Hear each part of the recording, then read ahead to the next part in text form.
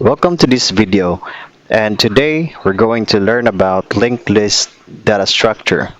So what is linked list data structure? So as the name suggests, linked list data structure is a list of elements linked together called nodes that are connected together or linked together in a single file line. So there are actually two types of linked list. The first one is single linked list, and the second one is double linked list. In a single linked list, each node only has reference to the next node. In a double linked list, each node has reference to the next node and the previous node. So this is an example of a double linked list. In a linked list, we have one head and one tail. So one of the operations that we're going to add is to um, insert new node into our head. And as you can see here, the head was updated to the latest node that we have inserted. The same goes if we're going to add a new tail. And aside from adding new node to our head and new node to our tail, we're also going to create a function that will remove the head and remove the tail. And as you can see here, both operations are going to adjust the pointers for example the head or the tail. And for this example, we're going to create our data structure with JavaScript's object. So our node is going to look like this. Alright, so let's go ahead and code it out. Alright, so let's start. I have here a basic HTML file which is having an external link to our main.js file. As simple as that. And on the right side, I have opened the index.html file.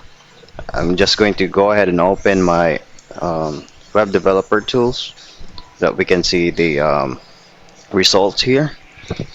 Alright, so in JavaScript, for us to be able to create a constructor function, you just need to say function, then the name of the constructor. So in this case, that will be user. And notice that first letter should be capital. So this is just a coding convention saying that this is going to be a constructor function. So usually we do this with the capital, or the first letter should be in capital. And for this constructor function, I'm going to receive a full name parameter together with age. So we have two parameters for our user constructor, and I'm going to say this full name is going to be the full name that we are going to pass in, and the age is pretty much going to be the same. Alright, so let's take a look at what our construction function looks like. Let's create a variable user1, and for us to create an object out of our constructor function, we need to use the new keyword and the name of the constructor. And notice here that our user constructor requires two parameters, the full name and age. So let's create a new one right here. Okay, so let's say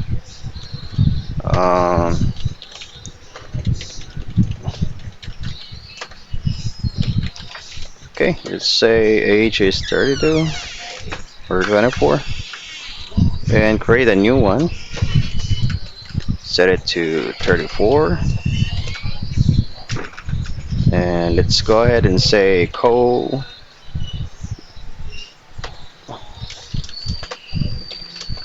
Kidman, and it should be user2 already. And let's try to console.log um, these two objects that we created right here. Save, then reload our developer tools.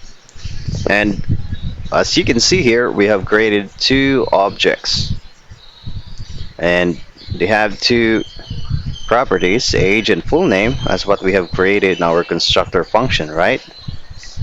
Okay, so that's how we can create constructor function in JavaScript. And you can add as many property that you wanted these objects to have right here, but let's just keep it simple for our example. Okay, so right now we're going to talk about object prototype. So object prototype is something that this object can refer to.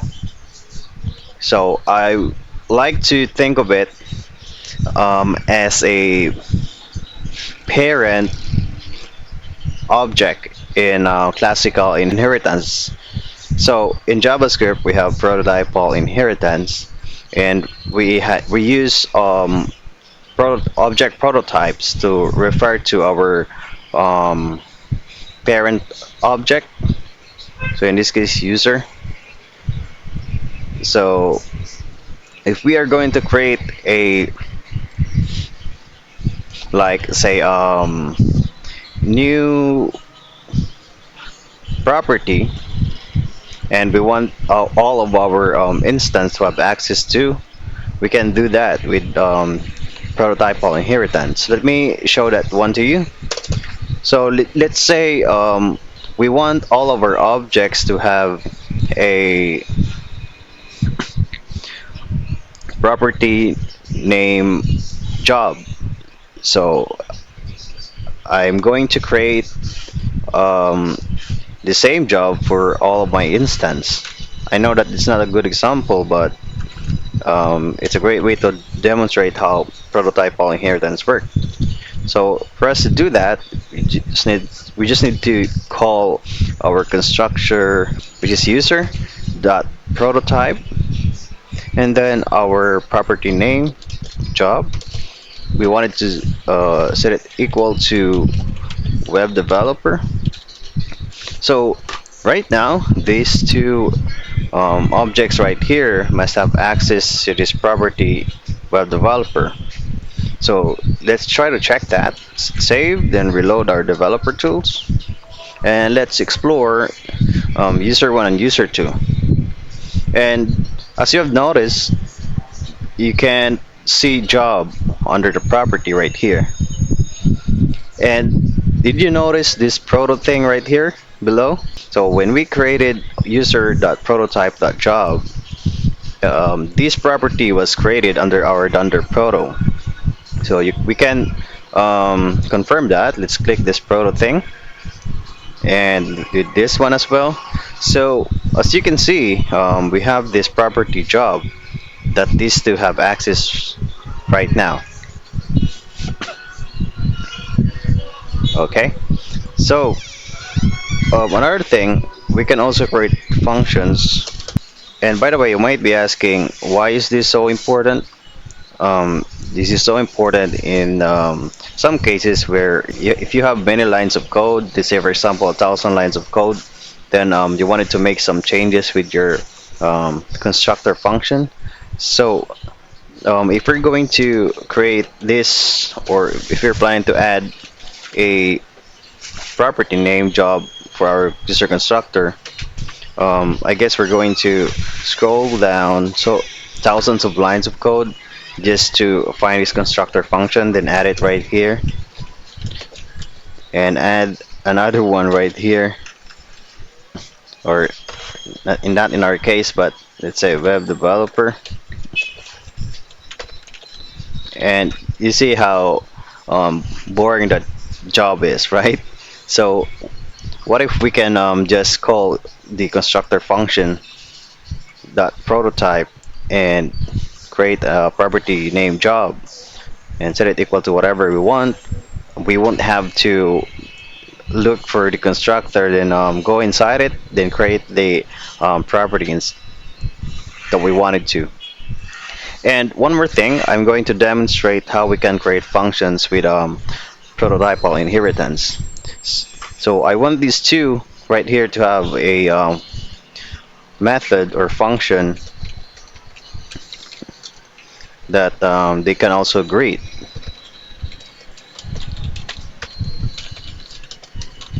Okay, so I'm just going to return template string right here, and I'm going to say hi. My name is this dot full name. I am a this dot job. By the way, guys, this keyword right here um, is not referencing to a constructor function itself, but instead this refers to every instance of our constructor function. So that means that this lives in this instance, and this is another scope for this new instance right here. So it's not pointing out to user.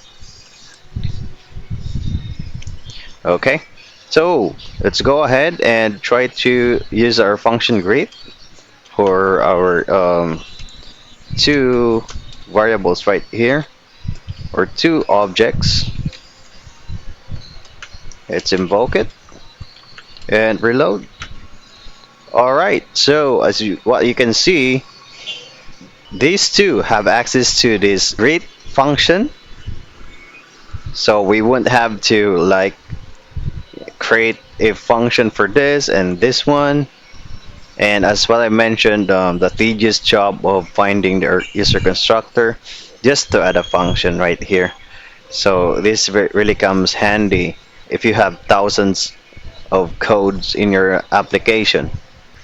All right, so we are done here. We're going to move on to creating our linked list data structure.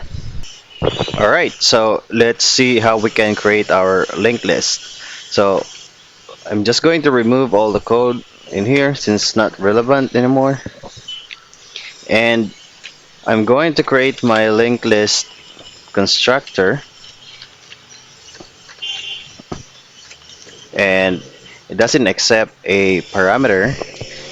I'm going to create a tail, which is by default set equal to null, and our tail equals to null as well. And since we are storing data to our linked list, I'm going to create a constructor function for our new node. So here we're going to pass previous, next, and the value of our node. And we're going to say priv equals priv, and this dot next equals next, and this dot value is equal to value. So that's pretty much our linked list. So as you know, linked list is only consist of, I'm sorry, this should be head, consist of head and tails, right?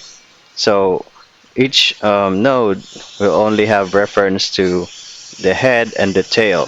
So each node has only access to another node, which is pointing to the tail, and the other node would be pointing to the head. Alright, so let's create a new linked list right here.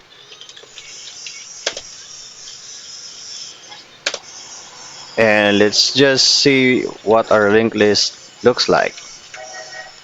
Okay, hit save and reload.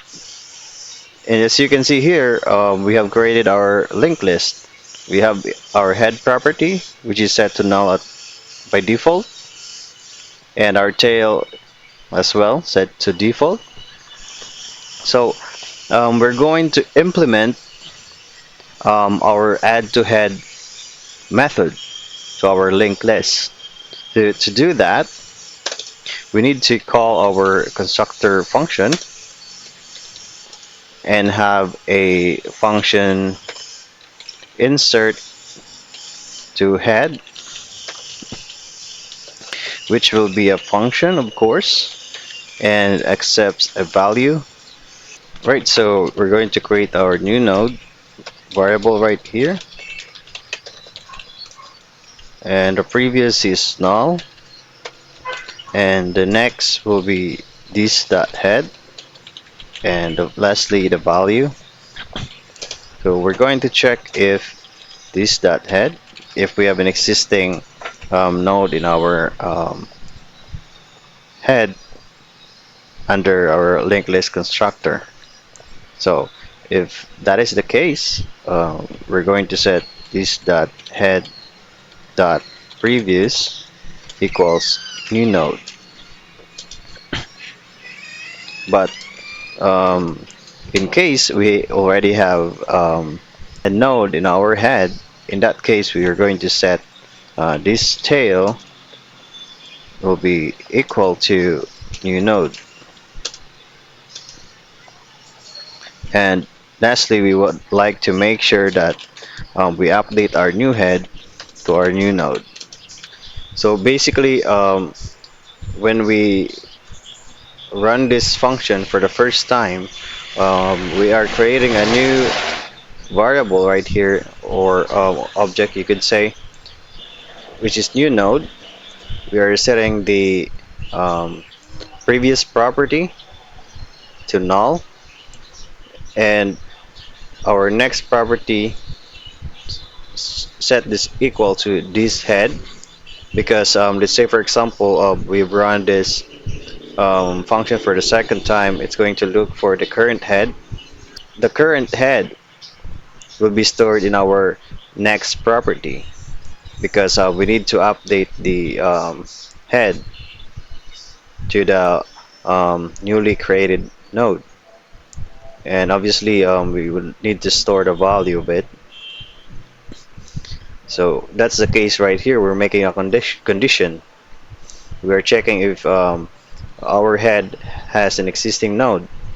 So if it has an existing node, we're going to um,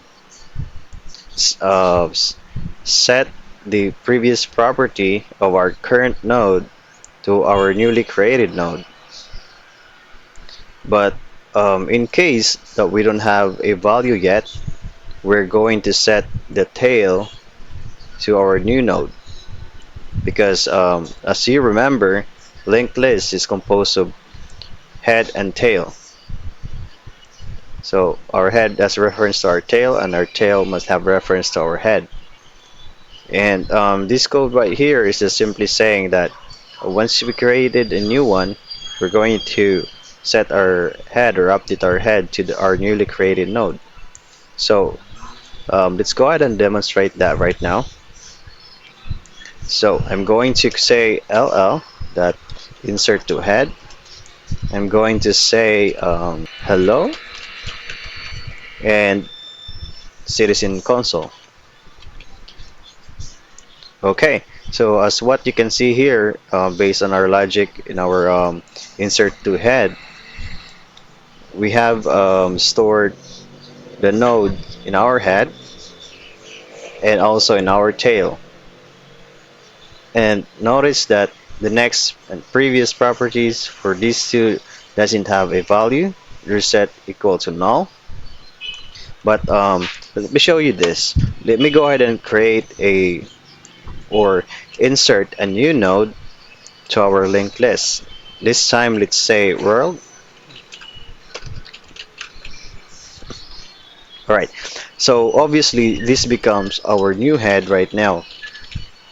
And hello, on the other hand, becomes our tail.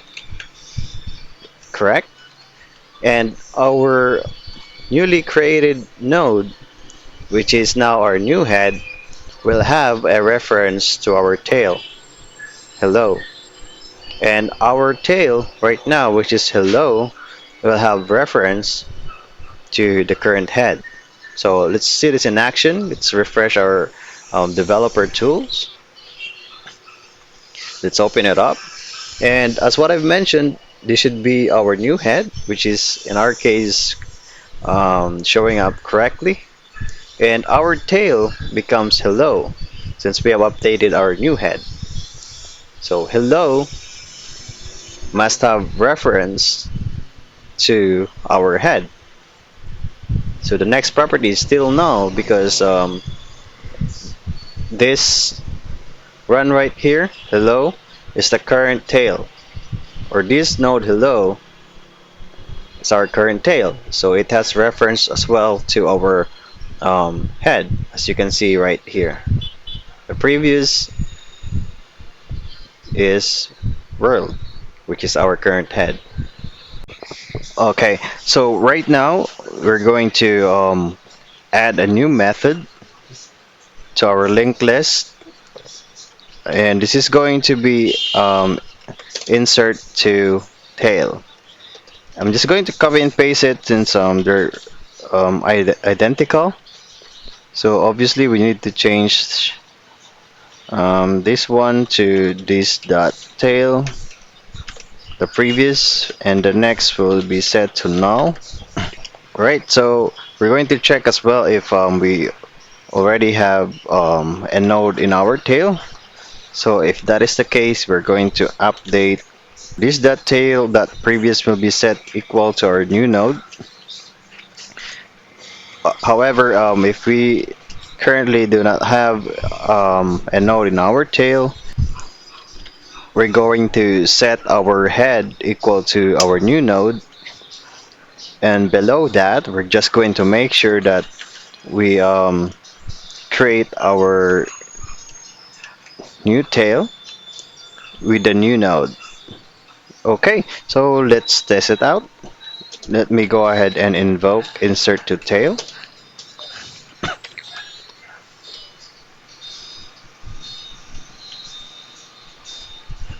And let me call this Mario. So previously this is our tail, hello, and our head is world. So since we have invoked insert to tail, Mario should be our tail now, and our head is will be the same. It will be world. However, our tail must have reference to hello, and our hello basically still has reference to our head, which is world. So let's check it out in our console. Refresh. All right, and as what you can see here, our tail is now Mario, and our current tail should have reference to hello. Let's check that. Okay, so as what we can see here, our current tail, which is the value of Mario, has a reference to hello, and our head also has access to hello right here, and hello must have reference to our tail, which is Mario. Let's confirm that. Oh, I'm sorry guys, this should be next instead of previous. Our tail has next property. We are going to set it equal to our new tail, which in case the newly created node right here. So the previous tail will have reference to our new tail right here. Alright, so basically this is our setup right now. Our current head obviously is hello, I'm sorry, world, and our tail is Mario, so that's correct. And our tail Mario must have reference to our previous tail, which is our hello, so that's correct, right? Our next property, which is our previous head, has reference to our tail, as you can see here. Alright, we're almost done creating our linked list data structure, and I'm going to create a function or method right now for us to be able to remove our head or remove our tail.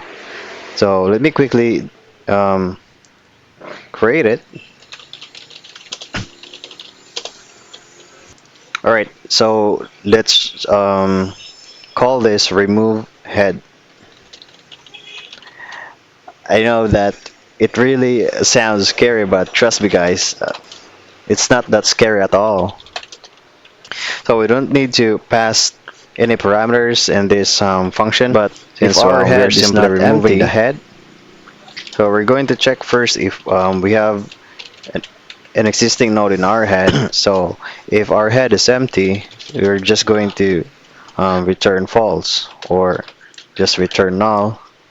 I am going to create a variable named val, and I'm going to store the value of our current head right here so that we will be able to know which head was removed. So at the end of this function, I'm going to return the val. Alright, so I'm going to say now that this dot head will be equal to this dot head dot next. So we are setting our head equal to the next head. We are just looking at the current head's next property, and we're setting it equal to our new head. Okay, so we're going to check if we have our head.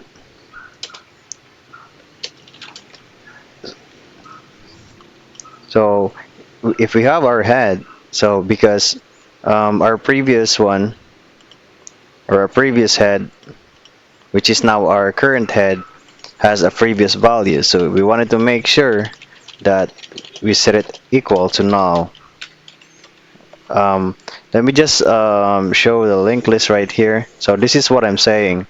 Where the previous property has a node in it.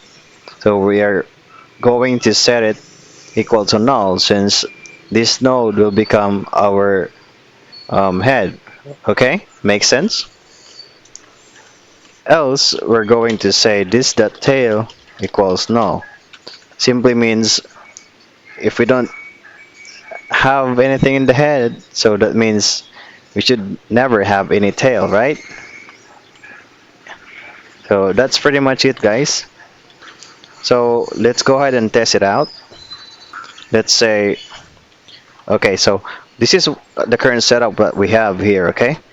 As you can see here, we have the head, world, the tail, Mario. Then the tail has a reference to hello for the previous node. The head also has a reference to hello, which is the next node. So pay attention, guys, because we're going to remove the head. So what do you think will happen? All right, and I hope that you've guessed what's going to happen here. So this head, the current head, which is world, will be removed in our linked list, and hello will become our head. Okay, so let's test it out. Refresh. Okay, so as you can see here, our head is now hello, and world was removed. So if you were going to check, so the next property of our head is pointing out to our tail, and the tail must be pointing out to our new head, which is hello. How cool is that? Alright, so this is going to be our last function that we're gonna create.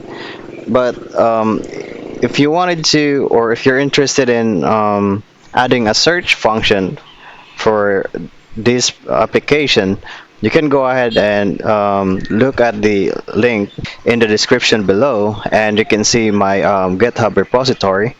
You can look for the search method that I implemented for this application. But I urge you to try to create this on your own, okay? Before you go ahead and look at the GitHub repository, okay? So we're going to create the remove tail function now. I'm just going to copy and paste it. So this should be tail, then tail, yeah, tail dot previous.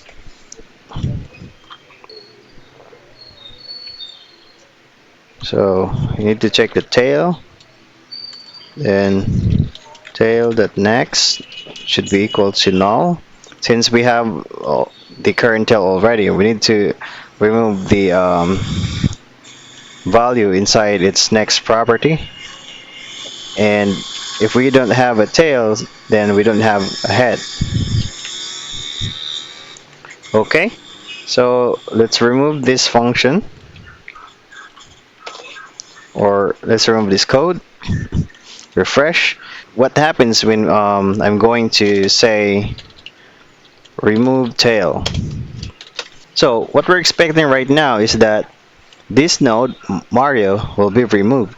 So our tail should be hello, and our head should be world. So let's refresh our DevTools. Okay, so our tail is now hello, and its previous property is pointing to our head node, or our head. And let's check our head, where the next property of our head is pointing out to our tail. Okay, and guys, I hope you learned a lot from this video tutorial.